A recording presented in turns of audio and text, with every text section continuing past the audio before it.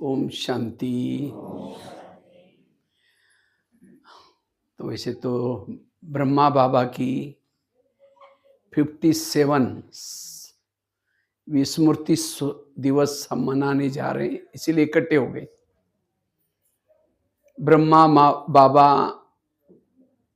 एक माँ का स्वरूप भी था, क्योंकि अगर ब्रह्मा बाबा ना होता तो आज हमारा यह अलौकिक जन्म नहीं होता। ब्रह्मा हमारी माँ है, उस ब्रह्मा माँ के कारण हमारा जन्म हुआ और हमें इतनी अच्छी दुनिया देखने को चांस मिला।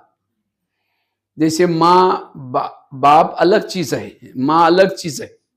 माँ की ममता अलग होती है। जैसे माँ क्या होती है, अगर बच्चा कितना भी गलती करता है तो भी उसको कहते बच्चा है ना, छोड़ो ना। तो पिताजी क्या करता है, खूब डांट लगाता है, लेकिन माँ क्या करते है, उसको बचाने की कोशिश करते हैं। तो इसी तरह ब्रह्मा माँ ने भी हमारी गलतियों को छिपा करके, माफ करके हमें क्या से क्या बनाया। तो ब्रह्मा बाबा के समान हमें बनना है। ब्रह्मा बाबा मुरली के दीवाने थे। लास्ट तक बाबा ने मुरली चलाई। एक पार्टी बाबा के पास आई थी, तो बाबा के पास आई थी, नहा धो करके फटाफट बाबा के पास आई। तो बाबा ने पूछा, जब बाबा साकार में था, बच्चे आज की मुरली पढ़ी? नहीं, बाबा आपसे मिलना था इसीलिए जल्दी आए। बाबा ने कहा कि जाओ पहले मुरली पढ़ो, उसके बाद बाबा तुम लोगों से मिलेगा, अन्यथा नहीं। जिसका मुरली से प्यार नहीं है उसका बाबा से प्यार भी नहीं है। इसी तरह हमारा मुरली से जिगरी प्यार चाहिए, और वो प्यार ब्रह्मा बाबा के अंदर था। ब्रह्मा बाबा बहुत निरहंकारी थे। बाबा बहुत निरहंकारी थे। बाबा के अंदर कोई भी प्रकार का अभिमान नहीं था। तो बाबा ने भी जाते जाते 3 शब्द हमको बोल के गए। कौन से? बच्चे निराकारी बनो, निर्विकारी बनो, निरहंकारी बनो। एक बाबा की बात सुनाता हूं। ब्रह्मा बाबा, ये मधुबन की बात है। पहले शुरू में अंगूठी, जो गोबर के उपले होते ना, वो अंगूठी में डाल करके उससे खाना बनता था। तो बाबा निकर पहनी थी, बनियान पहना था, और कुछ सिर को कुछ टॉवेल लपेट करके गोबर के उपले बना रहे थे। उस समय एक दादी जी आई, बाबा को कहा, बाबा एक वीआईपी आपसे मिलने के लिए आया है, आप जल्दी जल्दी चलो वीआईपी से मिलो। तो बाबा क्या बोलता है, बच्चे को यहीं भेज दो। कहा कि बाबा आपने ऐसा ड्रेस पहना, आपको देख करके लोग क्या बोलेंगे, वो वीआईपी क्या बोलेगा? नहीं, बच्चे को यहीं भेज दो। अब बाबा तो बोल रहे, इसलिए 2-3 बार दादी ने बताया, लेकिन बाबा कहते बच्चे को यहीं भेज दो। तो वीआईपी गया। जैसे बाबा को देखते हैं, क्या देखा? विष्णु चतुर्भुज खड़ा है, एक हाथ में चक्र है, दूसरे हाथ में गदा है, एक हाथ में कमल है, एक हाथ में शंख ध्वनि शंख है।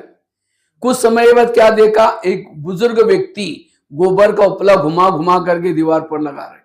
कुछ समय के बाद क्या देखता है? विष्णु चतुर्भुज। कुछ समय के बाद एक बुजुर्ग व्यक्ति गोबर। तो समझ गए कि ये बुजुर्ग व्यक्ति कोई और नहीं, विष्णु चतुर्भुज है, और उनके चरणों में पड़ा और पूरा परिवार के सहित ब्रह्मा कुमारी में समर्पित हो गया।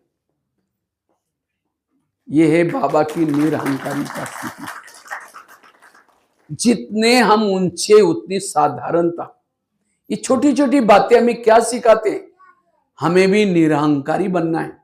अगर कोई हमें कहे, माता जी थोड़ा ये पोछा लगाओ ना, भाई जी हम तो घर में कभी यहां का लोटा यहां नहीं करते, और हमको ये काम झाड़ू पोछा करने का काम दे रहे हैं।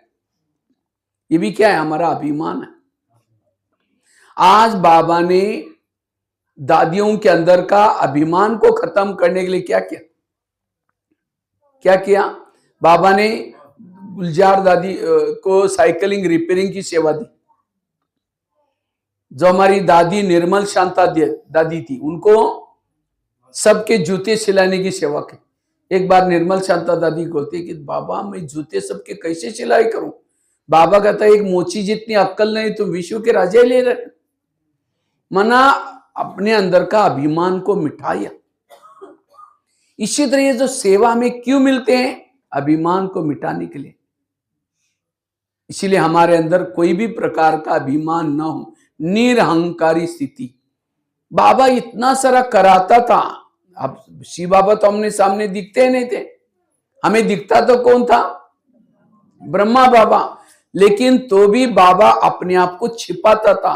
बाबा कहता था बच्चे इस शरीर से कोई मतलब नहीं, ब्रह्मा तुम्हारा कुछ भी नहीं है, इनको याद नहीं करो, शिव बाबा को याद करो। बाबा ने कभी भी सभी को अपने तरफ आकर्षित नहीं किया। बाबा हमेशा क्या करता था, शिव बाबा को देखो, शिव बाबा वर्षा देने वाला है, मैं कुछ नहीं करने वाला। इसलिए बाबा के एक पोज है, बाबा का हमेशा फोटो में हाथ का है पीछे, अपने आप सब कुछ करके अपने आप को छिपाया। बाबा के अंदर ये बहुत सारी विशेषता थी। ब्रह्मा बाबा ने इतना अच्छे बाबा क्यों बने, बाबा ने विशेष दो बातों का विशेष पुरुषार्थ किया। बाबा एक बार गुलजार दादी अचानक वतन में गई, तो बाबा को आकर के कहते हैं बाबा हमने एक आपसे भी अच्छा बाबा देखा, आपसे भी अच्छा बाबा देखा। तो बाबा को लगा मेरे से, तब बाबा को लगा, फिर कहता है बच्ची और दोबारा जाओ।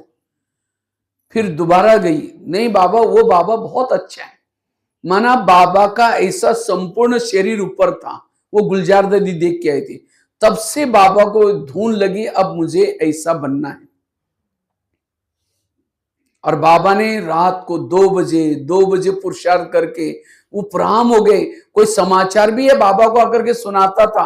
बाबा कहते नहीं बच्ची अब ज्यादा सुनाओ नहीं। बाबा समझ गया बाबा को, इससे उपराम हो गए और इतना पुरुषार्थ किया जो बाबा कर्मातीत बने। और कर्मातीत बनने के बाद भी बाबा का वायदा था, साथ रहेंगे, साथ चलेंगे, साथ राजधानी में आएंगे।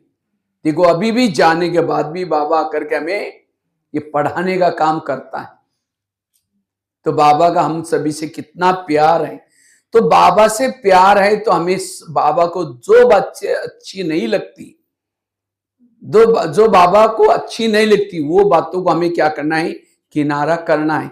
ये है स्मृति दिवस मनाना। स्मृति दिवस ये 18 जनवरी में क्या याद दिलाता है, अब घर जाना है, बाबा के समान बनना है, कर्मातीत बनना है, कर्मेंद्रजीत बनना है। ये चीजें हमें याद दिलाती। तो बाबा के समान बनने के लिए ब्रह्मा बाबा ने विशेष 2 पुरुषार्थ किया। एक बाबा ने आत्मा का पाठ पक्का किया, आत्मा का पाठ पक्का किया। और दूसरा बाबा ने क्या किया, ब्रह्मा बाबा ने जो पाठ पक्का किया, बाबा ने इंद्रियों पर जीत प्राप्त करने का पुरुषार्थ किया। आज 2 पुरुषार्थ के आधार से ब्रह्मा बाबा नारायण बने, संपन्न बने, संपूर्ण बने। हमें भी ये 2 ही बातें अगर करेंगे, एक आत्मा का पाठ पक्का करेंगे और दूसरा रोज कर्मेंद्र का राजा बनेंगे, तब हम क्या बन सकेंगे, ब्रह्मा बाप समान बन सकेंगे। तो आप लोगों को बनना है राजा। किसको किसको राजा बनना है, क्या नाम गांव का, क्या गढ़,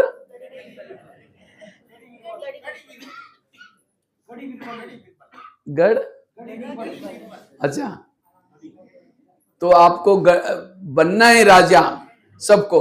तो क्या बनना है, ब्रह्मा बाबा के समान पुरुषार्थ करना है। तो कौन कौन राजा बनेंगे, हाथ खड़ा करो। अच्छा सबको राजा बनना है, बहुत अच्छा। लेकिन राजा बनने के लिए बाबा ने जो पुरुषार्थ किया, बाबा ने राजा बनने के लिए 2 बातें, एक तो बाबा ने आत्मा का पाठ पक्का किया और दूसरा ब्रह्मा बाबा ने रोज अपने इंद्रियों का दरबार लगाया। अगर ये आप 2 बातें भी करेंगे, आप ब्रह्मा बाप समान बन सकेंगे। तो सभी ने हाथ खड़ा किया था, हम राजा बनने वाले हैं। तो क्या अपने इंद्रियों पर शासन है सबका? अब बताओ, है शासन? मन को कहा ये मन तुम आधा घंटा परमधाम में जाना, और मन कहीं मार्केट में जाता है, तो राजा कैसे बनेंगे? मोबाइल में गलत चीजें देख रहे रात को 12 बजे, 1 बजे, 11 बजे, आंखें बंद नहीं होती, योग करते आंखें बंद हो जाती, तो राजा कैसे बनेंगे? राजा बनने के लिए हमें और कुछ नहीं करना, एक एक इंद्रियों को श्रीमत के आधार से चलाओ। बाबा ने कोई मुरली में ये नहीं कहा कि जो मधुवन में रहते हैं वो राजा बनेंगे, जिन्होंने मम्मा बाबा को देखा है वो राजा बनेंगे। राजा बनने के लिए स्वराज्य अधिकारी बनना, कर्मेंद्रिय जित बनना। अगर हम अपनी स्वयं की उन्नति करना चाहते हैं, अपने आप को शक्तिशाली बनाना चाहते हैं, हमें विशेष एक 5-6 बातों का आज से अटेंशन देना है। अगर ये 6 बातें भी आप पक्की करेंगे, आप भविष्य में बहुत अच्छा ऊंच पद प्राप्त कर सकेंगे। आपकी अवस्था क्यों बिगड़ती? अवस्था बिगड़ने के 5-6 कारण है। पहला कारण है पर चिंतन, पर दर्शन, क्योंकि माताओं का झूठ ज्यादा बैठा है, तो माताओं में परचिंतन करने की आदत ज्यादा होती है, कम होती? माताओं ज्यादा परचिंतन करती। तो इस स्मृति दिन के लिए पक्का करना है, मुझे आज से कभी परचिंतन नहीं करना है, क्योंकि माताओं में सहन शक्ति थोड़ी ज्यादा होती है, कम होती? माताएं सहन करती हैं, पति ने कुछ बोला टक करके थप्पड़ थोड़ी मारेगी वापिस, चुप तो बैठेगी। लेकिन जैसा पति ऑफिस में चला गया, खेती में चला गया, पड़ोसने के बाद जाकर के बैठेगी,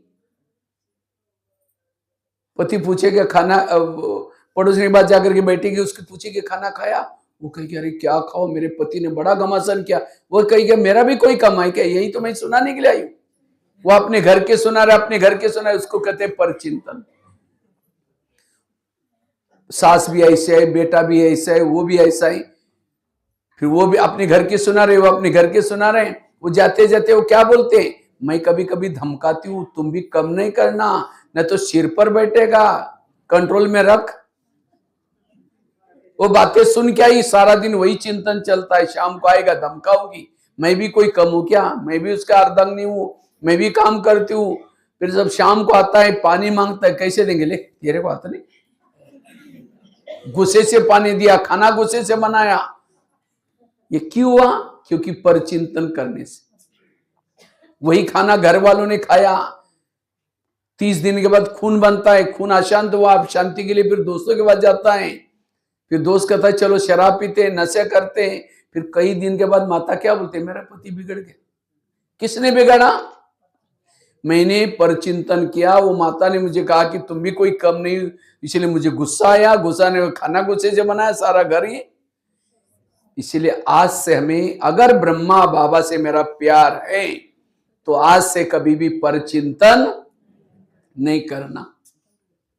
यह है स्मृति दिन मनाना। ब्रह्मा बाबा को कभी भी परचिंतन करने वाली आत्मा अच्छी, परचिंतन करने वालों को शिव बाबा भी कभी प्यार नहीं करेगा,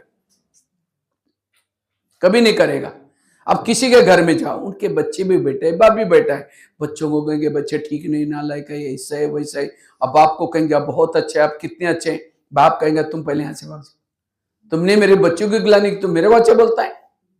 क्योंकि हर मम्मी पापा को अपने बच्चे प्यारे होते हैं। इसी तरह सारा दिन कहेंगे बहन ऐसे, वो भाई ऐसे, वो ऐसा करता है, और शाम को योग में बैठेंगे, मीठे बाबा, प्यारे बाबा, आप शांति के सागर, दया के सागर। बाबा कहेगा तुम पहले यहां से भाग जाओ, तुमने मेरे बच्चों की गिलानी की, तुम मेरे को अच्छा बोलता है। हर मम्मी पापा को अपने बच्चे प्यारे होते हैं, बच्चे लूले हो, लंगड़े हो, कैसे हो। तो इसी तरह हर इंसान बाबा का बच्चा है, सभी बाबा को पसंद है, चाहे आपका बेटा हो, चाहे आपकी सास हो, बहू, किसके बच्चे। अब सारा दिन उसी ग्लानी करेंगे, वो ऐसी है, मेरा बेटा ऐसा है, पति ऐसा है, वो ऐसा है, और शाम को योग में बैठेंगे, मीठे बाबा, प्यारे बाबा, आप शांति के सागर, दया के सागर। बाबा कहेगा तुम मैं भूल गया, मुझे याद दिला रहे, पहले तुम यहां से भाग जाओ। इसलिए परचिंतन कभी भी नहीं करना है। पर चिंतन करने से वायुमंडल खराब हो जाता है। पर चिंतन करने वालों के दिमाग में ज्ञान का एक पॉइंट भी चिंतन मंथन नहीं चलेगा। पूछे कि आज की मुरली क्या थी? बड़ी अच्छी थी। एक पॉइंट तो बता, बहुत अच्छी थी। वरदान क्या था? बहुत अच्छा था। क्या था? बहुत अच्छा था। सरस्वती कहां बैठी है? हंस के ऊपर बैठती है। हंस के ऊपर, हंस अर्थात अंदर बाहर स्वच्छ। अगर किसी के दोष देखते हैं, अवगुण देखते हैं, उसको हंस तो नहीं कहेंगे। बाबा ने हमारा ड्रेस कैसा दिया है? सफेद। केवल ड्रेस सफेद की बात नहीं, किसी के दोष देखता वो हंस नहीं है, पर सब फरिश्ता नहीं है। इसीलिए आज से हमें कभी भी किसी के दोष नहीं देखना, पर चिंतन नहीं करना। पर चिंतन करना अर्थात उल्टी करना, वोमिटिंग करना। कोई वोमिटिंग करता है, क्यों करता है? चटपटी चीजें खाई, तला हुआ खाया, सड़ा हुआ खाया, डाइजेस्ट नहीं हुआ तो उल्टी करता है। कहां करता है? वॉश बेसिन में। उल्टी कहां करते हैं? और कोई उल्टी करता, हम उसको देख के उधर जाओ, नाक बंद करके उसको भगाते। और यहां कोई उल्टी करने के लिए आता है तो पर चिंतन करना मतलब क्या करना? उल्टी करना। ये उल्टी क्यों करता है? पर चिंतन की चटपटी समाचार देख सुनता है, वो क्या करता है, वो क्या करता है, वो बुद्धि में डाइजेस्ट नहीं होगा, फिर कहां सुनाएंगे? कान में। कान कोई वॉश बेसिन तो नहीं है ना? वैसे कान का आकार कैसा है? सुंदर सा वॉश बेसिन है। जैसे उस वॉश बेसिन को नली है बीच में, इसको भी एक नली है। वो कोई उल्टी करता है उसको भगाते, और यहां कोई उल्टी करता है तो और क्या हुआ? उठ के भी जा रहे, बैठो नहीं, चाय पानी पी के ना, बताओ क्या हुआ? जो ऐसी बातों का लेन देन करता है, उसके दिल में बाबा कैसे बैठेगा? इसलिए आज से हमें ना पर चिंतन किसी के कान में उल्टी करनी है, ना अपने कान में कोई उल्टी करता उसको हाथ जोड़ो, मुझे ऐसी बातें नहीं सुनाएंगे। क्योंकि यह समय पर चिंतन करने का नहीं है, यह समय किसी के दोष देखने के नहीं है। पर चिंतन करना अर्थात कीर्तन भजन करना। कीर्तन भजन तो छोड़ दिया ना आप लोगों ने? कीर्तन करते आप लोग? कोई मंदिर में जाते हैं? पर चिंतन करते तो भी आप कीर्तन भजन गाते। कीर्तन भजन में क्या होते हैं? 2-4 जन इकट्ठे होते हैं। एक जन क्या करता है? देवी के महिमा गाता है। दूसरा क्या करता है? पीछे से ढोलक बजाता है। तीसरा क्या करता है? झांझ बजाता है, मदारा बजाता है। 2-4 जन सुनते हैं, उसको क्या बोलते हैं? कीर्तन भजन। तो पर चिंतन में भी क्या होते हैं? 2-4 जन इकट्ठे होते हैं। ये कहेगा वो है ही ऐसी, मना गाने का काम कर रहे, दूसरा पीछे ढोलक बजाता, हाँ मेरे साथ भी ऐसा किया वो। तीसरी क्या करते हैं? हाँ कभी कभी बीच में कहेगा मेरे साथ भी ऐसा हुआ। 3-4 जन कुछ बोलते नहीं, चुपचाप सुनते। अगर यहां किसी का 1 घंटा भी परचिंतन करेगा, दोपहर में उसी आत्मा का क्या करना पड़ेगा? कीर्तन भजन गाना पड़ेगा। कितना महंगा हो गया। इसीलिए कभी भी हमें पर चिंतन की भजन मंडली में शामिल नहीं होना। हाँ आपस में मिलो, आपस में बाबा की आज मुरली ऐसी थी, वरदान बहुत अच्छा लगा, ये भले बाबा के मुरली के बारे में चिंतन करो, बाबा का भगत बन जाएंगे। इसलिए पर चिंतन से बचना, तब हमने समर्थ बन जाएंगे, शक्तिशाली बन जाएंगे। तो बाबा के स्मृति के दिन पर आप ये संकल्प लो, प्यारे बाबा आज से हम कभी भी परचिंतन नहीं करेंगे, आज से परचिंतन से मुक्त बनेंगे। क्योंकि परचिंतन करने से अपना ही गला कटता है। चक्र उल्टा घूमेंगे तो क्या हो जाएगा? अपना गला। हमें तो गला काटना है किसका? माया का। वो कब कटेगा? जब सोच चिंतन करेंगे। सीढ़ी का चित्र देखा है ना सभी ने? सीढ़ी को नीचे उतारने के लिए कितना समय लगा था? 5000 साल। उसी सीढ़ी को ऊपर तक चढ़ने के लिए कितना समय मिला हमको? 100 दिन मिला है, 100 वर्ष। 100 वर्ष तो सबको तो मिला ही नहीं कि 100 साल से ज्ञान में चलते गए सभी। कोई अभी भी ज्ञान में आया है, कोई 1 महीना हो गया, कोई 10 साल हो गया, कोई 15 साल हो गया, कोई 20 साल हो गया। थोड़ा सा योग लगाए, एक आधी सीढ़ी ऊपर चढ़ गई, थोड़ा सा सेवा की सीढ़ी ऊपर चढ़ गई, थोड़ा सा कुछ अमृत वाला उठे सीढ़ी ऊपर गए। लेकिन बैठ करके 1 घंटा पर चिंतन किया, जितनी सीढ़ी चढ़ी उतना नीचे। और यही करते रहेंगे, थोड़ा सा योग लगाएंगे, सीढ़ी चढ़ेंगे, फिर बाहर जाएंगे तो उतरेंगे, यही चढ़ते रहेंगे, उतर देंगे, समय पूरा हो जाएगा, ऊपर तक पहुंचेंगे नहीं, तो बीच के कोई युग में आएंगे। इसीलिए अब मुझे किसी का परिचिंतन नहीं करना। अगर कोई सुनाता उसको हाथ जोड़ो, प्लीज ऐसी हमको बातें नहीं सुनाओ। जिस कान में अमृत डाला उसमें झेर नहीं डालना है। इसलिए पर चिंतन से बचना, पर चिंतन से बचना। जितना पर चिंतन से बचे रहेंगे शक्तिशाली बन सकेंगे। एक चार्ज करके एक कहानी आप लोगों को सुना था। एक शिष्य था, भगवान के पास जाता है, कहता है भगवान मैं जीवन में आगे बढ़ना चाहता हूं, उन्नति करना चाहता हूं। तो भगवान ने कहा ठीक है, मैं तुम्हें उसके लिए वरदान देता हूं, साथ में 2 थैले देता हूं। भगवान ने कहा एक थैले को तुम पीठ के पीछे रखना और दूसरे थैले को क्या करना, आगे रखना। और भगवान ने कहा जो पीठ के पीछे थैला है, तुम्हारे आस पास पड़ोस में जो भी लोग हैं, उन लोगों के अंदर जो बुराई है, बुराई की चिटकी बनाकर डाली है मैंने पीछे वाले थैले में। और आगे वाला जो थैला है, तुम्हारे अंदर जो दोष है, तुम जिद्दी हो, किसी को नहीं मानते हो, तुम्हारे अंदर जो भी बुराई है वो आगे वाले थैले में डाला है। लेकिन भगवान ने क्या बोला, जो पीछे वाला थैला है उसको अच्छी तरह बांध करके पीछे रखना और आगे वाले थैले को खुला रखना। बीच बीच में जब भी तुमको टाइम है थैले में हाथ डालना, देखना कि मेरे अंदर क्या बुराई है, उसको परिवर्तन करना।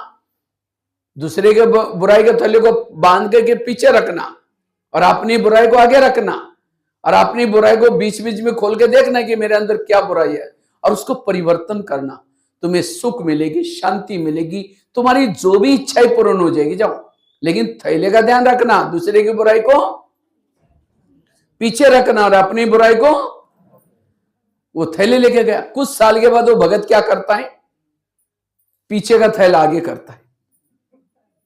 दूसरे की बुराई को क्या किया, खोल दिया और हाथ डाल के, अच्छा ये ऐसा है, फलाना ऐसा है। खुद तो चिंतन करता है, लोगों को बुला के कहता है भाई उसे सावधान रहना, वो बड़ा खराब है, वो ऐसा है, मैंने देखा हुआ है। वो सबको बुराई करता है, लेकिन अपनी बुराई को कहां रखा, पीछे बांध दिया। लोग बोलते भाई तुम ठीक नहीं हो, नहीं मैं ठीक हूं, वो ऐसा है। कुछ साल के बाद दुखी हो गया, परेशान हो गया, फिर भगवान के पास गया। भगवान को कहता है भगवान मुझे सुख मिला ही नहीं, शांति मिली ही नहीं। भगवान ने कहा अच्छा तुमको जो मैंने थैले थे उसको कहां रखा। कहता है भगवान मेरे से भूल हो गई, कई बार मैंने पीछे का थैला आगे किया था। भगवान ने कहा यही तुम्हारे दुखों का कारण है।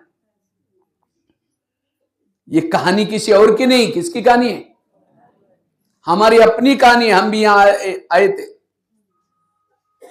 हम यहां आए और किसी ने आकर के क्या किया, बाबा हमको सुख चाहिए, बाबा हम अपनी उन्नति करना चाहते। बाबा कहते ठीक है, मैं तुम्हें लिए, तुम उसके लिए मैं क्या करता हूँ, वरदान देता हूँ, साथ में 2 थैले देता हूँ। दूसरे की बुराई को कहां रखना, पीछे, और अपनी बुराई को। लेकिन हम बाहर जाकर के क्या करते,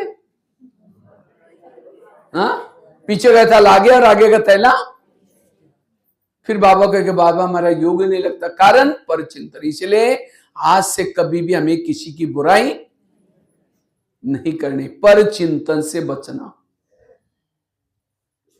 यह समर्थ बनना, शक्तिशाली बनना। अगर बाबा का मेरे से कई बार मुरली में आता है, बच्चे झगमई नहीं करो, बच्चे किसी का परिचिंतन नहीं करो। जो परिचिंतन करता है वो उन्नति नहीं कर पाता। परिचिंतन करना अर्थात कोयले का व्यापारी बनना। कोयले का व्यापारी बनता है तो कहां रहता है, झोपड़ी में रहता है, झुगी झोपड़ी में, हाथ भी काला, कपड़े भी काले, मुंह भी काला, जिसको बेचो वो भी काला। और हीरे का व्यापारी कहां रहता है, अच्छा सा मकान में रहता है, महल में रहता है, पौष रहता है, जिसके संपर्क में आएगा उसको भी अच्छा लगता है। तो किसका व्यापारी बनो, हीरे का।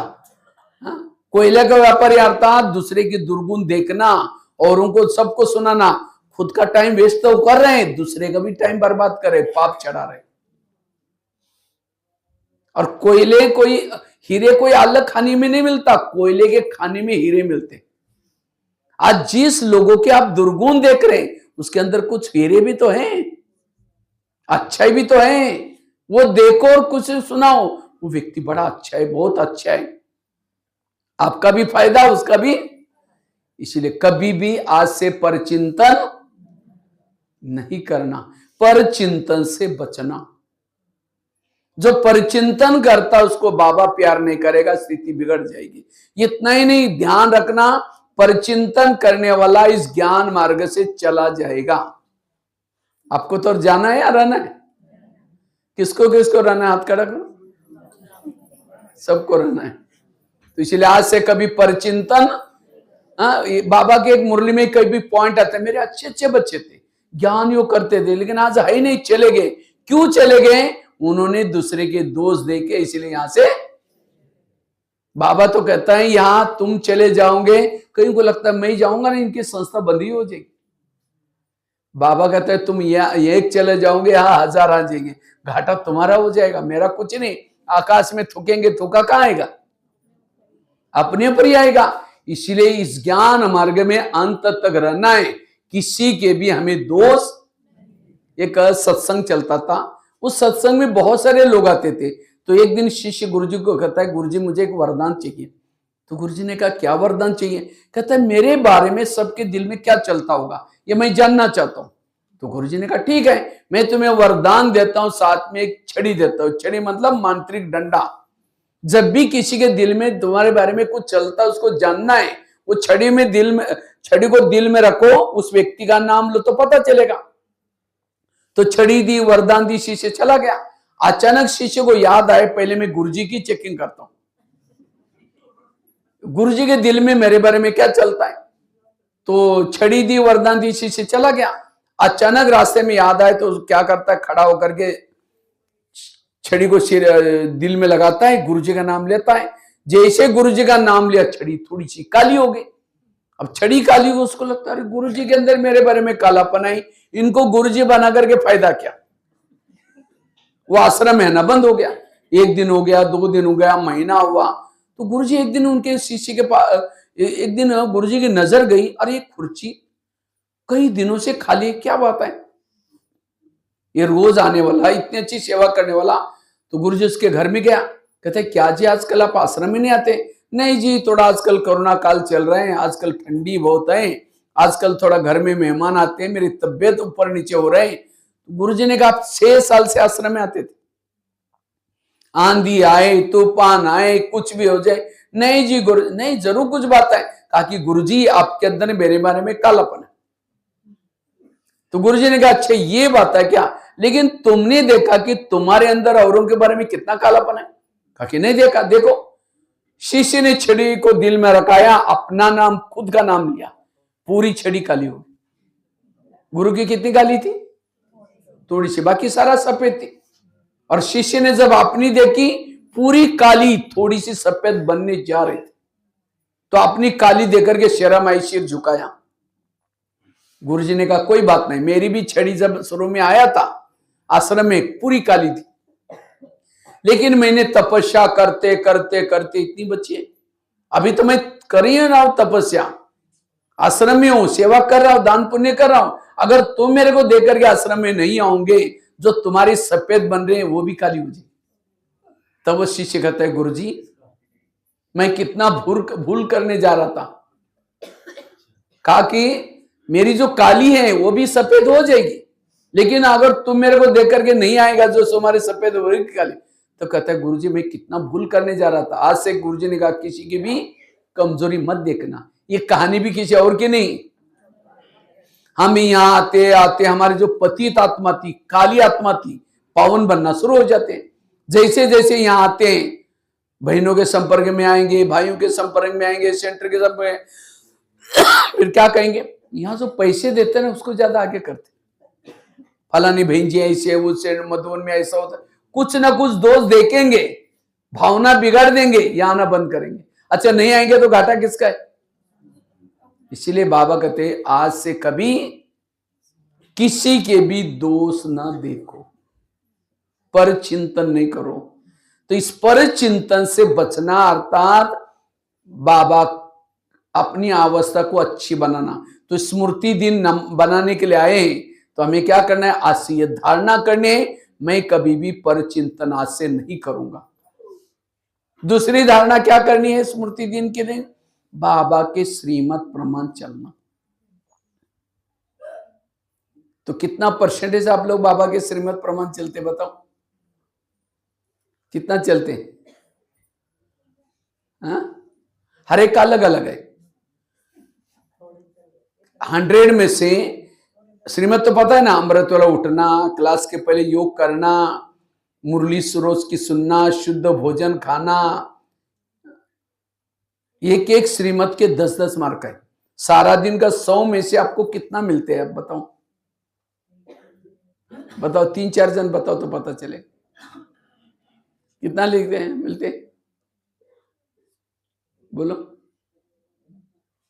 क्यों ऐसे बैठ गए चुप? कितना मिलते होंगे? 100? हर एक का अलग अलग है। बताओ माता पीछे। अच्छा, एक तो माता बोल रहे 50। अच्छा, और बताओ कितना? समझो आपने अमृत वाला किया तो कितने मार्क लेंगे? 10। मुरली सुनी, कितने मार्क लेंगे? 10। उसके बाद शुद्ध भोजन का है, कितने मार्क लेंगे?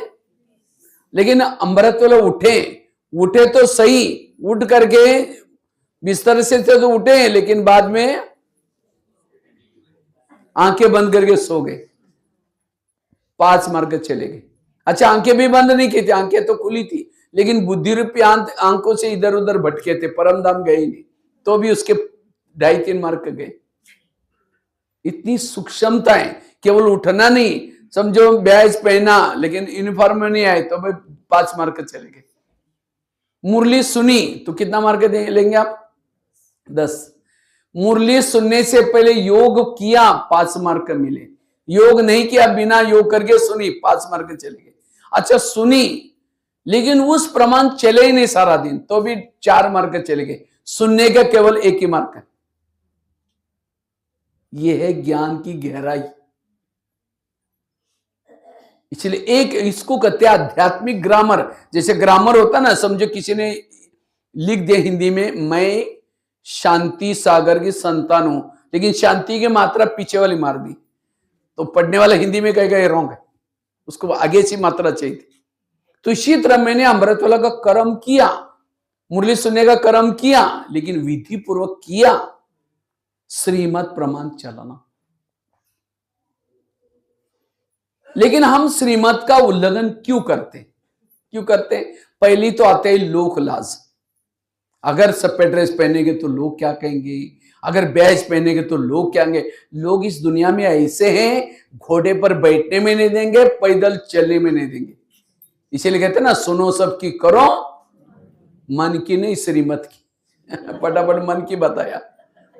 हाँ, ये तो दुनिया की कहावत है, सुनो सबकी करो मन की। यहां का वो नहीं, सुनो सबकी करो श्रीमत की। एक हम 5वीं-6वीं में थे, हमको एक लेसन था इंग्लिश में। एक बाप और बच्चा गधा खरीद करने के लिए गए। जब गधा खरीद करके वापिस आ रहे थे तो गर्मी का महीना था, मई महीना, जगह जगह पर पेड़ों के नीचे लोग बैठे थे पत्ते खेलते हुए। तो जाते जाते पहले जगह पर मिले लोग, कमाल है। बाप बच्चे को कहा कि तुम गधा खरीद के आए पैदल चलने के लिए। अब लोग लाज होश करके बाप ने क्या किया, बच्चों को ऊपर बिठा दिया, चल पड़े। दूसरे प्रकार के लोग मिले, कहा कि तुम जवान लड़का ऊपर बैठा है और बूढ़े को चला रहे, शर्म नहीं आती। बच्चा नीचे उतरा, बाप ऊपर बैठ गया। आगे गया, तीसरे प्रकार के लोग मिले, कमाल है, गधे को कहा पैदल चलने के लिए लिया, दोनों भी बैठ गए। आगे गया, चौथे प्रकार के लोग मिले, कमाल है, गधे को मारना है क्या, दोनों भी बैठे। अब दोनों भी नीचे उतरे, एक डंडा ढूंढा, बांस, वो नीचे डाल दिया पांव के नीचे, और आगे के पांव पीछे के पांव रस्सी से बांध दिया। अब गधे उठा दिया वो, अब गधा तो उल्टा हो गया, परेशान होने लगा। एक नदी क्रॉस करके जा रहे थे, उसको पुल वगैरह नहीं था, रस्से हिलाते रहते पांव, क्या क्या रस्सी टूट गई, गधा नीचे पानी में बह के चला गया। ये है दूसरे की बातें सुनने से घाटा। अब यहां आएंगे तो आपको लोग क्या कहेंगे, अरे कहाँ ओम शांति में जाते हैं, ना फैशन करते हैं, ना टीवी देखते हैं, ना बाहर का खाना खाते हैं, ब्रह्मचर्य का पालन करते हैं। ये कोई लाइफ है क्या? अरे खाओ पियो मौज करो, ये क्या है? ठीक है, कल से आना बंद कर दो और एक पैंट पहनो, बाल खुले करके, एक सिगरेट लेकर के गले में घूमो। क्या बोलेंगे? अरे कौन सा अवतार किया? कुछ पूजा पाठ करो, कुछ भक्ति करो। वो करे थे तब भी बोल रहे थे, करे थे तो भी। इसलिए श्रीमत प्रमाण चलो, और जो श्रीमत प्रमाण चलता है वो शक्तिशाली। आज सीता कमजोर क्यों बनी? श्रीमत में क्या मिलाया?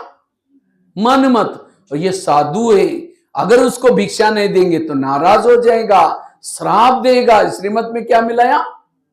और बाहर आई रेखा उल्लंघन। जबकि लक्ष्मण ने कहा था कि भाभी तुम अंदर रहना, बाकी हम सब देख लेंगे, लेकिन उसने श्रीमत में मन मत। बाहर आई, रावण ने उठा के लेके गया। इसी तरह हम भी किसी के घर में जाते हैं तो श्रीमत में कैसे मन मिलाते हैं? अगर इनका खाना नहीं खाएंगे नाराज हो जाएंगे, परेशान हो जाएंगे।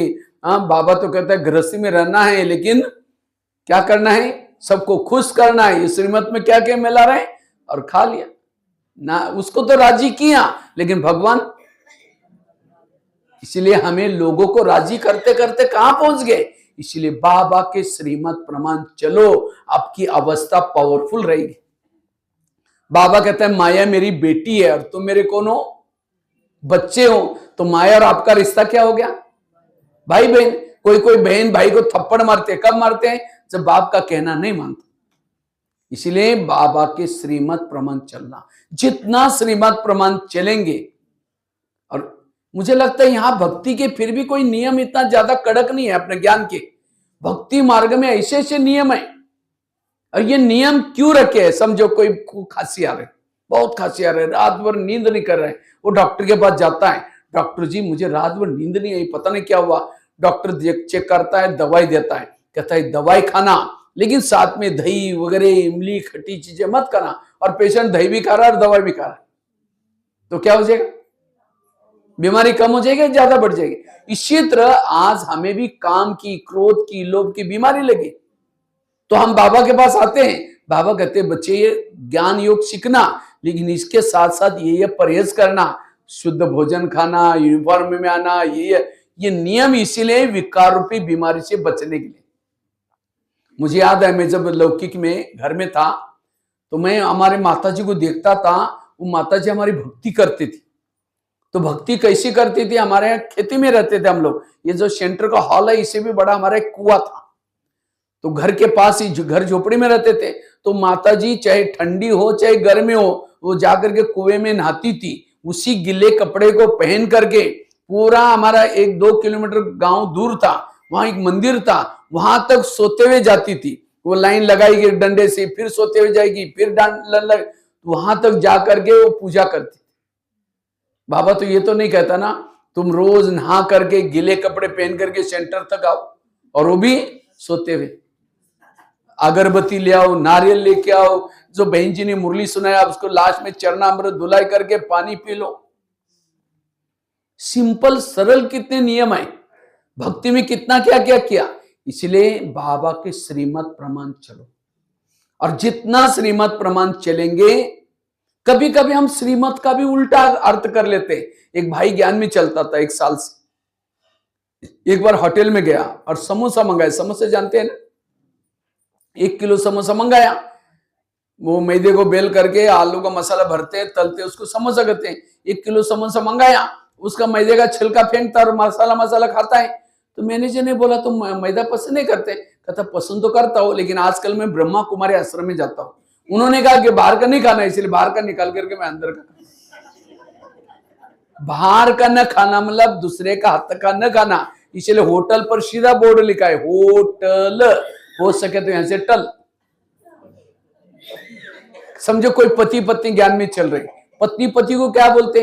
भाई जी जल्दी क्लास में चलो, नहीं तो मुरली पूरी हो जाएगी। अगर ये कोई पड़ोसी सुनेगी तो ये कहे कि अरे यार तो ये ब्रह्मा कुमारी में क्या पति को भी भाई जी बोलते हैं।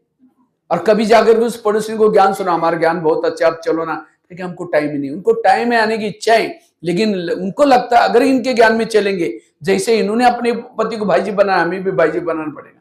बाबा का भाव ये नहीं है। तो बाबा के शब्दों के पीछे के भाव को समझना जरूरी।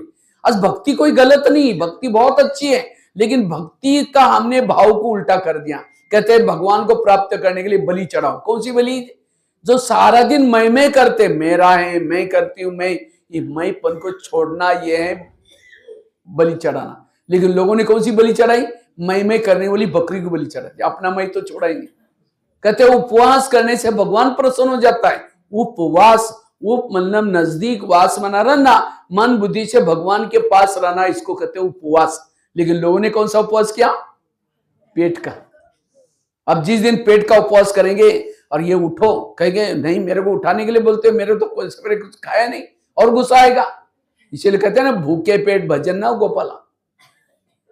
कहते हैं घर का त्याग करो तो भगवान क्या हो जाएगा? कौन सा घर? ये शरीर रूपी घर को भूलो, आत्मा समझो। लेकिन लोगों ने घर छोड़ के जंगल में गए, इसको तो भूला ही नहीं। कहते हैं घर घर में लक्ष्मी आएगी। लक्ष्मी आने के लिए यहाँ क्या करते हैं? हरियाणा में दिवाली में लक्ष्मी आने के लिए क्या तैयारी करते हैं? साफ सफाई करते हैं। और क्या करते हैं? दिए जलाते। और आजकल तो दिए वो पूरा लड़िया लगाते शायद पूरा घर के ऊपर। क्यों? लक्ष्मी आने के लिए। आई लक्ष्मी, आएगी भी कैसी? लक्ष्मी का वाहन है उल्लू। उल्लू को लाइट भी दिखता ही नहीं। बताओ, पूरा घर में। उसी समय अमावस्या होती है, दिवाली अमावस्या में होती है। अमावस्या में पूर्वजों ने क्यों रखा है? क्योंकि अमावस्या में ना चंद्रमा होता है, ना चांदनी होते हैं। अंधेरा में उल्लू को दिखाई पड़ेगा, इसलिए हर घर में लक्ष्मी जाएगी। लेकिन लोगों ने क्या किया? आजकल लाइटिंग लगाना शुरू किया, फिर रात पटाखा बजाएंगे, सुतली बम टूटेगा तो उल्लू घबरा करके और चलाएगा लक्ष्मी को कैसे लेकर। कितना अज्ञानता है। कौन से दीपक की बात है? आत्मा का दीपक जलाओ। और सफाई कौन सी? ईर्ष्या, घृणा, नफरत। 1 साल से मेरे साथ किसी के बोलने नहीं, बात नहीं, तो उसे गले में लो, भूल जाओ सब कुछ। ये है सफाई। तो बाबा कहता है वो ठीक है, या दुनिया में जो कर रहा है वो ठीक है? इसलिए शब्दार्थ, यथार्थ, भावार्थ, श्रीमत के भाव को समझना जरूरी। एक ये था, शिष्य था, एक सेठ जी थे, उनका बहुत बड़ा दुकान था और उसका एक ही बेटा था। तो बेटे को एक दिन कहता है, बेटा अब मैं मरने क्योंकि बीमार था पिताजी। कहता है मैं आज है, कल होगा या नहीं होगा कोई भरोसा नहीं, तो मरते मरते मैं तुमको 3 उपदेश देके जा रहा हूं। अगर इस उपदेश को समझो तो मेरे से भी बड़ा सेठ जी बन जाएगा। कहता है तुम मेरे से भी बड़ा सेठ जी बनना है, तुम्हें छाव में जाना और छाव में आना। छाव समझते हैं? दूसरी बात बताई, तुम मीठा खाना और मीठा खिलाना। तीसरी बात सुनाई, तुम देते रहना, कुछ भी लेना नहीं। बस 3 बातें करो, तुम सेठ जी बनेगा। कुछ साल के बाद वो पिताजी तो चले गए क्योंकि बीमार थे। तो कुछ समय के बाद बेटे को याद आया, पिताजी ने मुझे 3 बातों को उपदेश दिया सेठ जी बनने के लिए। तो घर इधर था, सामने दुकान था, बीच में रोड था। तो छाव में जाने के लिए बोला था, अब क्या करें, क्रॉस करके जाएं। तो उन्होंने टीन का सेट डाल दिया, दुकान से लेकर के घर तक पत्थर डाल दिया ताकि छाव हो जाए। और छाव में जाता था, छाव में आता था। रोज मीठा खा और मीठा खिलाओ बोला था। तो कोई भी आता है कि इसको मिठाई बना करके खिलाता है सबको, खुद भी खाता है, दूसरों को भी खिलाता है। तीसरी बात, देते रहना। कोई भी आता है कि इसको टेबल देता है, चेयर देता है, कुछ कंबल देता है, देते रहता है। किसी से कुछ भी लेता। ये सब किसी लिए कर रहा था? सेठ जी बनने के लिए। कुछ साल के बाद कंगाल हो गया, बीमार हो गया। फिर एक दिन उसके मन में आता है, ये क्या हो गया? पिताजी ने मुझे धोखा दिया, घर की चीजें सारी खत्म हो गई। मीठा खाने से शुगर पेशेंट हो गया, और छाव में जाने से 12 बजे 1 बजे कभी भी जाता है दुकान में, आने वाले ग्राहक भी बंद हो गए। तो एक दिन अपने दोस्त के पास जाता है, कहता है दोस्त यार पिताजी तो मर गए, मुझे धोखा देके मर गए। बोला क्या धोखा दिया? बोला तुम सेठ जी बनेगा, ये 3 बातें करो। तो कौन सी बातें? छाव में जाना, मीठा खाना, देते रहना। तुमने क्या किया? मैंने टीन का सेट डाल दिया, छाव में गया और छाव में आया, सबको मिठाई बना के खिलाया और देते भी रहा। अरे कहा कि तुम्हारे 2 पिताजी ने इतनी अच्छी बातें बताई थी, अगर तुम सचमुच करता तुम सेठ बन जाता। पिताजी ने ये कहा था कि छाव में ना जाना अर्थात दिन निकलने से पहले दुकान में जाना, क्योंकि दिन निकलने से पहले क्या होते हैं? छाया रहते। तो दिन निकलने से पहले जाना और छाव में आना, मतलब दिन जब डूब जाएगा तब दुकान शटर बंद करके वापिस आना। सारा दिन दुकान खोल कर इशारा दिया था। कितनी अच्छी बात बताई थी, समझा ही नहीं। तीन, उसने 6 में गया और 6 में आया। और मीठा बोलना मना, सबके साथ मीठा बोलो, अच्छा व्यवहार करो, ये कहा था। लेकिन उसने क्या किया?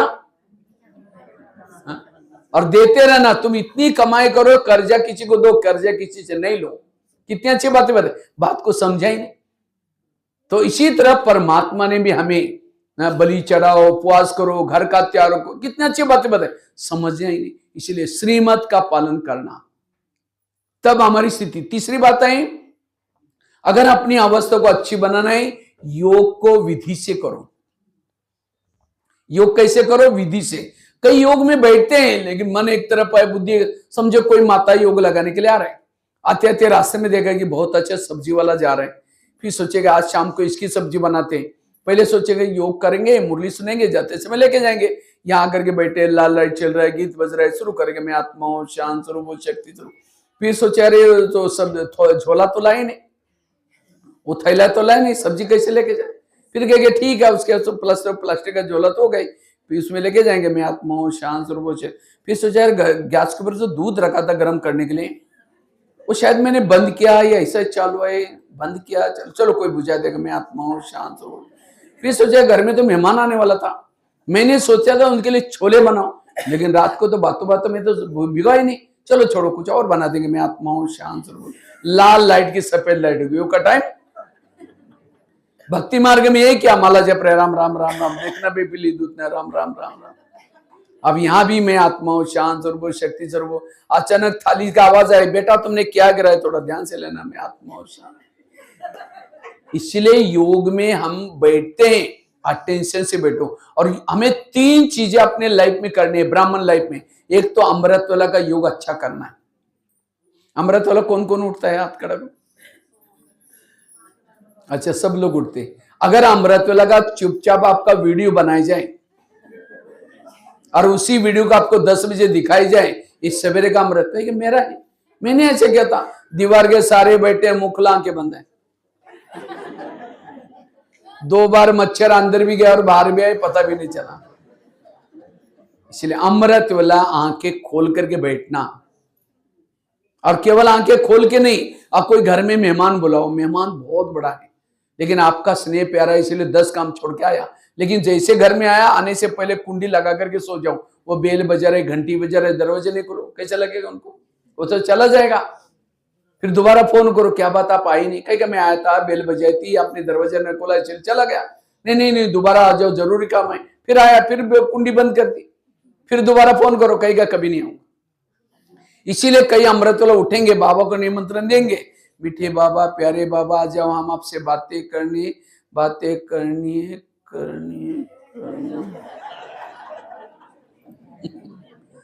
अब बाबा को तो बुलाया, लेकिन दरवाजे खिड़की, तेरे द्वार खड़ा भगवान, भगत भरले भगत ओम शांति हो गया। तो बाबा तो इतना बिजी रहता है, कितना जगह पर जाना होता है, चला जाता है। फिर अचानक नींद खुल गई, फिर कहेंगे मीठे बाबा, फिर बाबा देखता है अच्छा वापिस बुला रहा है, फिर आता है, फिर तब तक फिर सो गए। इसलिए आंखें खोल करके बैठो, और केवल खोल के भी नहीं, कोई घर में मेहमान आया उसके चेहरे की तरफ देखते रहो, वो कहेगा बुलाए क्यों?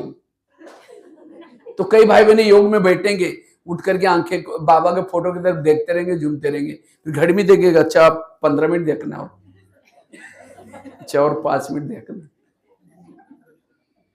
इसलिए योग में बाबा से बातें करो, बाबा ने कितना उपकार किया, क्या से क्या बनाया। जितना योग अच्छा करेंगे आपकी अवस्था अच्छी बनेगी। इसलिए अमृत वेला का बहुत अच्छा योग करना है। दूसरा, रोज क्लास कितना बजे होती है यहाँ? 6 बजे। और योग कितना बजे चालू हो जाता है? मुरली चालू हो जाते हैं 6 बजे।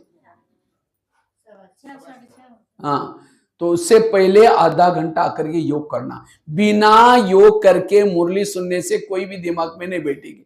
अब जब गरम तवे पर पानी डालो, उड़ जाएगा। आप खेती का काम करते हैं, समझे चावल बोना है, तो चावल बोने से पहले क्या करेंगे? उसकी जमीन को तैयार करेंगे ना, पानी डालेंगे, थोड़ा हल चलाएंगे, तैयार, फिर बाद में बोएंगे ना। तो सूखे थे। इसी तरह ज्ञान का बीज दिमाग में डालना है, आधा घंटे का पहले योग चाहिए।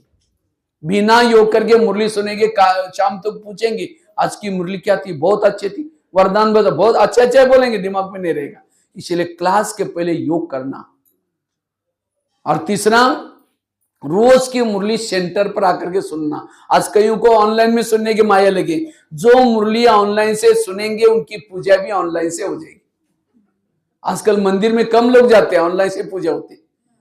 इसलिए यहां आकर के सुनना, ये जो 3 चीजें करेगा उसकी अवस्था अच्छी, उसको किसी के दोष दिखाई नहीं पड़ेंगे, किसी को कोई अपमान करे, निंदा करे, ग्लानि करे, कोई तनाव टेंशन भी नहीं आएगा। ये 3 चीजें एक्यूरेट चाहिए हमारे।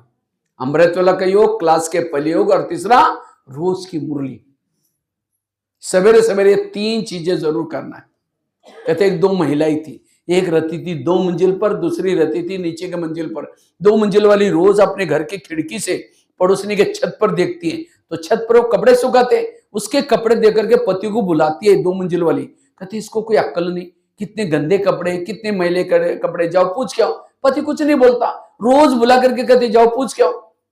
एक दिन जब उसने उसी खिड़की से देखा तो पड़ोसनी के कपड़े अच्छे दिखने लगे, फिर पति को बुलाया, कहते आज इसको कैसे अक्ल लगी, जाकर पूछ के आओ। पति धीरे से मुस्कुराता और कहता है आज सवेरे सवेरे मैंने अपने घर की खिड़की के कांच साफ किया, शीशे साफ किया। समझ में आया? ताली नहीं बजी।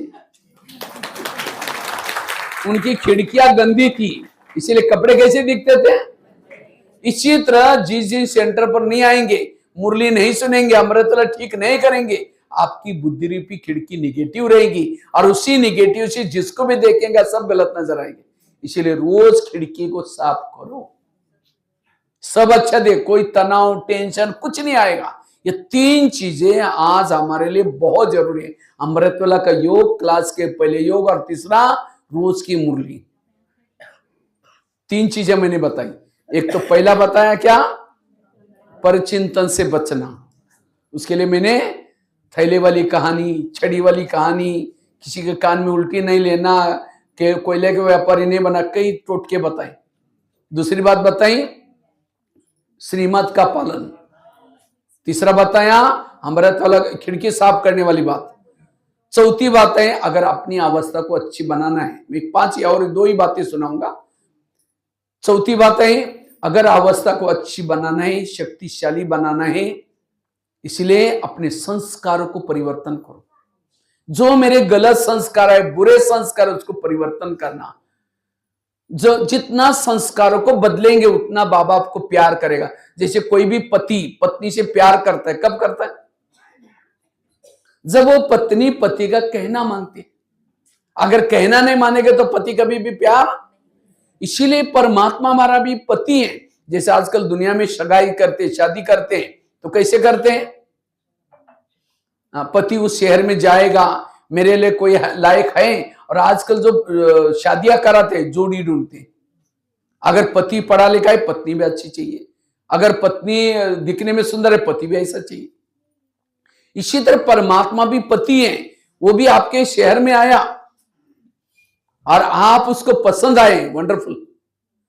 उसके लिए परमात्मा ने कोई आपका शरीर नहीं देखा, आप कितने गोरे हैं, कितने धनवान वाले, वो नहीं देखा। आपकी आत्माओं के संस्कार कितने सुंदर वो देखा उसने, और आपके गले में वरमाला डाली, आपको पसंद किया। ये कोई साधारण बात नहीं, जिसको स्वयं परमात्मा पसंद करे। आप खुद भी नहीं जानते कि हम इतने महान हैं। मुझे याद है मैं शुरू जब ज्ञान में आया था, मैं फटा हुआ कुर्ता पहन करके ऐसा लास्ट में आकर के बैठता था, स्कूल में जाता था, वो महाराष्ट्र वाले मराठी टोपी पहन करके, हाफ चड्डी पहन करके। तो कई बार बहनें भी बोलते थे बेचारा गरीब बच्चे अभी रोज आता है, पता नहीं सत्युग में आएगा नहीं आएगा। मैं कुछ नहीं, मुझे कुछ नहीं आता था, 2 शब्द भी नहीं बोलने। मैं कभी भंडारे में भी पैसे भी नहीं डालता था, मेरे पास कुछ था ही नहीं। तो कभी कभी मैं भी सोचता था शायद मैं यहाँ आता हूँ, शायद भगवान भाई के नाम से कोई और होगा जो अच्छा भक्ति क्या होगा। मैंने कभी भक्ति भी नहीं की। मैं तो उसे ज्ञान से पहले 6-6 महीना स्नान भी नहीं करता था लौकिक में। एक बार कपड़े डाले छपटे ने निकालता भी नहीं था, रियली आपको बताता हूं। लेकिन मैं सोचा कि कैसे मैं ज्ञान में आया पता नहीं। चलो हमने कहा जब तक ये लोग मना करते नहीं तब तक जाएंगे। लेकिन अच्छा पुरुषार्थ करते गए। जैसे स्कूल में मैं लास्ट में गया था, 5वीं कक्षा में शुरुआत की थी, फिर भी मेहनत करके कभी स्कूल मिस नहीं करता था, 100% प्रेजेंट रखता था, और रोज आधा घंटा पहले जाता था, लगन से पढ़ाई की, और 10वीं में बोर्ड में पहला नंबर लिया।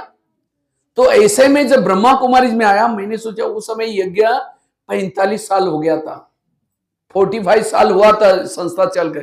तो मैं ही सोचता था मुझे भी इस संस्था में भी बहुत आगे बढ़ना है। तो मैं इस सवेरे भी मुरली सुनता था, शाम को भी सुनता था। उन्होंने जो पुरानी मुरलियां पढ़ी वो भी मंगवा कर पढ़ता था, मैगजीन पढ़ता था, अमृत वाला चित्र करता था। और करते करते आज देखो दादियों तक पहुंच गए, दादियों के पास गए। कभी सोचा ही नहीं था कि हम इतनी सेवा भी कर देंगे, लेकिन लक्ष्य था। बाबा ने जिसको चुना है कोई साधारण नहीं है। भले आप बुजुर्ग है कैसे भी, लेकिन वो जानता है कि आपने कितनी तपस्या की, कितना पुरुषार्थ किया। इसलिए संस्कार को परिवर्तन करना, ये संस्कार बदलना ये बहुत जरूरी है। जैसे दुनिया में शादी कर दी, पसंद किया, फिर वरमाला पहना था, 7 फेरे लेते। आप लोगों ने लिया 7 फेरे? बाबा के साथ 7 फेरे लिया? ये 7 दिन का कोर्स है या 7 फेरे? फिर क्या करता? मंगलसूत्र पहनाता है। मंगलसूत्र अर्थात बैच सभी ने पहना है? अगर नहीं पहना है तो शादी उसकी कच्ची पक्की है, मंगनी है, अब शादी नहीं हुई। मंगलसूत्र पहनने के बाद फिर क्या करता है? पति अपने घर में लेके जाता है, और जाते जाते ऑफिस में क्या बोल के जाता है? मैं जा रहा हूं, ये पड़ोसनी के बाद जाके बातें करना नहीं, ये बर्तन मांजना, ये करना, वो करना, वो करना, ऐसे करके जाता है। शाम को आए तो जगह पड़ोसनी के पास बैठी, सोचा चलो आज का पहला दिन है, कोई बात नहीं। फिर दूसरे दिन आए, वही करते हैं। दोनों अब कहना मानते ही नहीं, तो क्या करेगा? धीरे धीरे झगड़ा चलता रहेगा रोज। एक दिन कहेगा तुम अपने घर में ठीक, हम अपने घर में ठीक। आजकल कोई पति क्या करता है? फिर उसको घर में डाइवर्सन भी नहीं देता। आजकल गवर्नमेंट के कायदे बने, तो क्या करता है? दूसरी शादी करता है, जो पहली खाया पिया देखता भी नहीं। इसी तरह अगर आप भी संस्कार नहीं बदलेंगे, बाबा आपके जगह पर किसी और को चॉइस करेगा। और फिर कई कहते पता नहीं हम ज्ञान में आए थे तो बाबा पहले प्यार करता था, आजकल हमको प्यार ही नहीं करता। इसका मतलब उसने दूसरी शादी कर दी, आपके जगह पर किसी और को चॉइस कर दी। इसलिए संस्कार को परिवर्तन करना। एक राजा था, जंगल में गया। जब जंगल में गया, उसको कोई भी ये नहीं मिली, शिकार नहीं मिली, तो एक भिखारीन मिल गया अचानक। भिखारीन थी, गंदे कपड़े पहने, लेकिन देखने में बड़ी सुंदर थी। उसने क्या किया? उसको लेके आकर के क्या किया? उसको नहलाया। दासियों को कहा कि मेरी रानी है, तो दासियों ने क्या किया? उसको अच्छी तरह नहलाया, धुलाया, मखमली ड्रेस पहना दिया, ताज पहना दिया, सोने के गहने पहनाई, 36 प्रकार का भोजन दिया, उसको दासी बना दिया। लेकिन भिखारिन तो भिखारिन थी। वो कहते हैं मेरे सिर पर ये लोगों ने टोकरा क्यों रखा है? क्योंकि ताज कभी पहना ही नहीं था, निकाल कर फेंक देते। मखमली ड्रेस में उसको नींद नहीं आती, और गहने भारी लगने लगे, वो भी निकाल कर फेंकते। 36 प्रकार का जो भोजन था, उसने कभी ये कहते काला काला क्यों क्या रखा है? रसगुल्ला, गुलाब जामुन, गुलाब जामुन देखिए काला काला फेंक देते हैं। उसमें से जो भी फिर रोटी देकर के कहते हैं हाँ ये कोई खाने की चीज है, वो लेकर के टुकड़े बनाते हैं और अपना ड्रेस पहन करके दीवार को चिपकाते हैं। कहते हैं माई भिक्षा दो को उसको खा लेते, कि वही संस्कार थे। तो राजा को जाकर दासियों ने बताया कि आपकी रानी ऐसे ऐसे करते। नहीं आप लोगों ने सब दिया ना? हाँ दिया है। जाकर के देखा तो बदबू आने लगी। कहा कि आप ऐसे क्यों करते? कहते मुझे ये अच्छा लगता है। राजा ने उसको पकड़ा, घोड़े पर बिठाया, जंगल में छोड़ के वापिस आए। कहा टुकड़े के लिए तरस रही थी, 36 प्रकार का भोजन मिला, सब कुछ दिया, लेकिन संस्कार नहीं बदले, इसलिए अपने पांव पर कुल्हाड़ी मार दी, वापिस चली। ये कहानी हमारी यहां है। हम भी दुनिया में भटक रहे थे, भगवान सुख दो, शांति दो, ज्ञान दो, दुनिया में भटक रहे थे। बाबा की नजर पड़ी, वहां से उठा करके सेंटर पर लाया, 7 दिन तक निलाया, ज्ञान का डमरू बजा बजा करके मैं कौन, तुम क्या थे, क्या क्या बाबा ने सारे अगम निगम के भेद खोले। 36 प्रकार का ज्ञान का भोजन खिला रहे हैं, फरिश्ता ड्रेस पहना दिया, जिम्मेवारी का ताज पहना दिया, लेकिन तो भी हम संस्कार। बाबा कहते हैं यहां से जाना तो भले जा सकते हो। कई भाई बहन चले गए, क्यों? संस्कार नहीं बदले। इसलिए संस्कारों का परिवर्तन करना। स्मृति दिवस पर हमें क्या क्या स्मृतियां करनी है? एक तो परिचिंतन नहीं करना, दूसरा क्या बताया? श्रीमत का पालन करना, तीसरा क्या बताया? योग विधि से करना। चौथा क्या बताया? संस्कारों का परिवर्तन। और पांचवी लास्ट की बात, अगर हम इस स्थिति को बनाना है, हमेशा पॉजिटिव रहना, सकारात्मक सोचना, कभी भी निगेटिव नहीं सोचना। लेकिन आजकल हर एक के मन में निगेटिव चलता है बहुत। ये क्यों करते हैं, इसने मेरे साथ क्यों किया। जिसके सोच निगेटिव है उसके घर में लक्ष्मी वास नहीं कर सकती। जिसके सोच निगेटिव है वो वायुमंडल को खराब करता है। जिसके सोच निगेटिव है वो आत्मचिंतन परमात्मा चिंतन नहीं कर सकता। जिसके सोच निगेटिव है उसको रात को चैन की नींद नहीं आएगी, उसके चेहरे में खुशी नहीं होगी। जिसके सोच ही निगेटिव है उसका दिमाग हमेशा गर्म रहता है, और जिसका दिमाग गर्म रहता है दिमाग में केमिकल उतरते, शरीर की बीमारी होती है। इसीलिए कहते हैं ना, जिसका पाव गरम, पेट नरम, दिमाग ठंडा, उस घर में कोई डॉक्टर है उसको मार दो डंडा। पाव को गरम रखो, पेट को नरम रखो और दिमाग को ठंडा। लेकिन आजकल उल्टा होता है, पाव रहते ठंडे और दिमाग रहता है गरम। क्यों? निगेटिव सोच है। इसलिए अपने सोच को पॉजिटिव बनाओ। आज से कभी भी निगेटिव नहीं सोचो। कोई कुछ भी बोले, पॉजिटिव रहना है कभी भी। लेकिन माताओं में सहन शक्ति ज्यादा होता है कम होते? हाँ, सहन शक्ति की देख, हमें सहन करना है लेकिन उसको पॉजिटिव बन करके रखना है। अगर उसको ऐसे करेंगे तो गुस्सा आएगा। मैं अभी स्कूल में गया था तो बच्चों को मैंने पूछा कि इसमें से गुस्सा किसको किसको आता है, वो हाथ खड़ा करो। झूठ बोले कौवा काटे, सारे बच्चों ने हाथ खड़ा किया, सर हमको गुस्सा आता है। मैं जब जेलों में जाता हूं, जेलों में 70% कैदी क्रोध वाले होते। आज क्रोध घर घर में है और क्रोध का मूल कारण है निगेटिव। आज किसी को पेट की बीमारी होती है, ईर्ष्या वाले विचार चलाने वालों को पेट की बीमारी होती है। इसीलिए कहता है ना, तुम मेरे को देख करके तुम्हारे पेट में जलन होता है क्या? आज किसी को दूर का कम दिखता है, दूसरे की बुराई को आंखें फाड़ फाड़ के देखेंगे। आज किसी का ब्लड प्रेशर बढ़ गया, बीती हुई घटना को याद किया, बीपी हाई होगी। आज किसी को जॉइंट पेन होता है, गुस्सा करने वालों को जॉइंट पेन, मसल दर्द होते हैं। आज किसी को अस्थमा होता है, दमा, कोई भी बातों को पेट में दबा कर रखेंगे, क्या हुआ? कुछ नहीं हुआ। अरे नाराज लगने, नहीं कुछ नहीं हुआ, हुआ बहुत कुछ है, दबा कर रखेंगे, दमे का प्रॉब्लम। आज किसी को स्पॉन्डिलाइटिस होता है, सर्वाइव, रास्ते में जा रहे सब्जी लाने के लिए जा रहे मार्केट में, वो क्या करती है, वो क्या करता है, इधर उधर देखे, जो इधर उधर देखता है उसको स्पॉन्डिलाइटिस होता है। फिर डॉक्टर के पास जाएंगे, कहेंगे डॉक्टर जी मेरे गले में अकड़न हो रहे, तो डॉक्टर चेक करता है, कहता है आपको स्पॉन्डिलाइटिस हुआ। इसका इलाज करके डॉक्टर बड़ा सा पट्टा पहनाता है। जब पट्टा पहनेंगे 6 महीना ना इधर देखेंगे ना इधर देखेंगे, सीधा देखते चलना पड़ेगा। सारी बीमारियों की जड़ है निगेटिव सोच। इसलिए अपनी सोच को पॉजिटिव बनाओ। आज आपके इस गांव में बहुत सारे हॉस्पिटल होंगे, लेकिन मन को टिकाने वाला कोई हॉस्पिटल है? ब्रह्मा कुमारीज का केंद्र मन को ठीक करने वाला हॉस्पिटल है।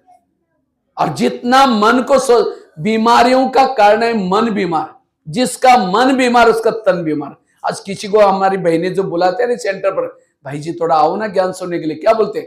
बहन जी हमको टाइम का है। चलो ठीक है, यहां नहीं आएगा, तनाव टेंशन में आएगा, गुस्सा करेगा, कोई अपराध करेगा, जेल में जाने का टाइम है। जेल में कितने बैठे, बोलते हैं टाइम नहीं है। आज गुस्सा करेगा, कोई तनाव टेंशन में आएगा, कोई बीमारी होगी, हॉस्पिटल में देखो सारे हॉस्पिटल भरे, उसके लिए टाइम है। अगर यहां नहीं आएगा, कोई ना कोई अपराध करेगा, पुलिस स्टेशन में जाने का टाइम है। कोर्ट कचहरी में, आप कचहरी में जाकर बैठो, करनाल में 1000-1500 लोग तो आराम से बैठे होंगे सामने, कहते हमको टाइम नहीं। हाँ, इसीलिए ब्रह्मा कुमारीज में आओ, कहीं भी और जाने की जरूरत नहीं पड़ेगी आपको, ना पुलिस स्टेशन, ना जेल, ना हॉस्पिटल। ताली तो बजाओ। और ये जो मैंने जगह गिनाई, police station, jail, hospital, court कचहरी, ये सारी जगह जेब काटने वाली जगह है, पैसा बर्बाद करने वाली जगह है। इसलिए यहां आओ, आप स्वस्थ रहेंगे, सुखी रहेंगे। और वो जो पैसा देंगे वो कोर्ट कचहरी को, वर्तमान अभी तो गए हैं लेकिन भविष्य में भी गए, और यहां डालेंगे भंडारे में तो वर्तमान भी अच्छा, भविष्य भी। इसलिए हमें रोज ये पॉजिटिव बातें, आज टीवी खोलो निगेटिव, अखबार खोलो निगेटिव, अब गाड़ी के अंदर पेट्रोल डाल दो, वही पेट्रोल का ड्राइवर के मुंह में डालो, क्या हो जाएगा? गाड़ी का भोजन अलग है, ड्राइवर का भोजन अलग है। इसलिए हमें रोज पॉजिटिव बातें सीखना जरूरी है। आज किसी को शुगर होते, शुगर कोई मीठा खाने से नहीं होती। शुगर का कारण टेंशन। क्या टेंशन? मैं इसकी सास हूं, मैं इसका पति हूं, मैं इसकी मां हूं, इसको मैंने पढ़ाया लिखाया, छोटे से बड़ा किया, जब इसकी शादी हुई अपनी पत्नी का मानता है, मुझे नहीं पूछता। ऐसे टेंशन से शुगर हो गई। तो सारी बीमारी का कारण है नेगेटिव। इसलिए वर्तमान समय नेगेटिव से बचना। ये मुरली क्या है? पॉजिटिव का स्रोत। पॉजिटिव वाला सुखी है, नेगेटिव वाला दुखी है। पॉजिटिव वाला देवता बनता है, नेगेटिव वाला समझ जाओ क्या बनता है। पॉजिटिव वालों के इर्द गिर्द में गुण और शक्ति है, नेगेटिव वालों के पास आसपास में आसुरी अवगुण और आसुरी शक्ति होगी। इसलिए सारे मुरलियों का सार, सारे ज्ञान का सारा है पॉजिटिव बनो। तो मैं खुद पॉजिटिव है नेगेटिव कैसा पता चलेगा? सामने से कोई व्यक्ति आ रहा है, उसको देखते रास्ता काट रहा है, उसको देखना पसंद नहीं करते, नेगेटिव है। कोई आपके पति की महिमा करता है, अरे तुम्हारे पति तो बड़ा अच्छा है, हाँ, तेरे को क्या पता वो क्या है, मैं ही जानती हूं, नेगेटिव है। कोई सास की महिमा करें, अरे तुम्हारे सास तो देवी जैसे, अरे वो क्या है बुढ़िया, मैं ही जानती हूं, नेगेटिव है। अगर एक व्यक्ति के प्रति भी आप नेगेटिव है, आपके दिल में भगवान नहीं बैठ सकता। इसलिए पॉजिटिव बनो, सकारात्मक बनो। तो पॉजिटिव हम कैसे बने? जैसे कुकर को गैस के ऊपर रखेंगे, गर्म होगा, गर्म होते होते सीटी मारना शुरू करेगा। इसी तरह अगर निगेटिव सोचे, ये क्यों करता है, मेरे साथ क्यों करता है, ऐसे क्यों करता है, करते करते एक दिन गुस्सा आएगा, गुस्से से सारा सब कुछ खत्म हो जाएगा। इसलिए कभी भी हमें क्रोध नहीं करना। जिस घर में क्रोध है वहां लक्ष्मी वास नहीं करेगी। इसीलिए 2026 में कभी भी हमें निगेटिव नहीं सोचना। सहन शक्ति की देवी बनो, सहन शक्ति की देवता बनो। तो पॉजिटिव बनने के लिए सबसे पहली बात है कर्म गति को समझना। मेरे घर के जितने लोग हैं, कोई मुझे देने के लिए है, कोई मेरे से, आज यही बच्चा मुझे क्यों मिला, मेरे पिछले जन्मों का हिसाब है। उस बच्चा कुछ भी हरकत करता है, टेंशन में नहीं आना, पॉजिटिव बनो, हिसाब किताब ठीक खत्म हो जाएगा, सब कुछ ठीक हो जाएगा। अगर पति ने कुछ भी बोला तो भी आपको टेंशन में नहीं आना, पॉजिटिव बनना। कर्मों को हिसाब चुक्त करना है। दूसरी बात है जो हुआ अच्छा हुआ, जो हो रहा अच्छा, जो होगा वो भी। मेरे जीवन की हर घटना में कल्याण है। कोई मेरी चुगली करे, यहां की ट्रांसफर वहां करें, तो हर बात में हमें पॉजिटिव बनना है, सकारात्मक बनना है। हर घटना के पीछे कल्याण है। और तीसरी बात, पॉजिटिव बनने के लिए हमें ड्रामा को पक्का करना है। ड्रामा कल्याणकारी है, मेरे जीवन की हर घटना कल्याणकारी, इसलिए कल्याणकारी परमात्मा हमारा साथी है। निगेटिव को क्या बना दो, अब समझिए यहां आए और यहां से घर में जाएंगे, जाते आपको लोग बोलना शुरू करेंगे, आज तो कमाल कर दिया, सारा दिन ओम शांति में जाके बैठे, वहीं जाकर के वहीं खा के आओ। अब यहां से जाएंगे तो जाते ही क्या करेंगे, लोग बोलना शुरू करेंगे, तो तुरंत गुस्सा तो आएगा। इसलिए पहले से पक्के करके जाओ, अब मैं घर में जाऊंगी, जाती मेरी पूजा हो जाएगी। अगर कोई देवी की पूजा होती, देवी क्या करते, वरदान देते। आपको भी कोई बोलना शुरू करेगा, आप भी क्या दो, वरदान, मतलब हाथ से नहीं दो और चिढ़ जाएंगे। बड़ी देवी बन के शक्ल आईने में देख ले, मन से कहो कि बाबा इनका कल्याण करना। आज हम कितनी अच्छी अच्छी बातें सुन के आए, अगर ये भी उस क्लास में होते, उनको भी कितना डायबिटीज है, कितना गुस्सा करना पड़ता है, आज ये बातें सुनते उनको कितना अच्छा लगता।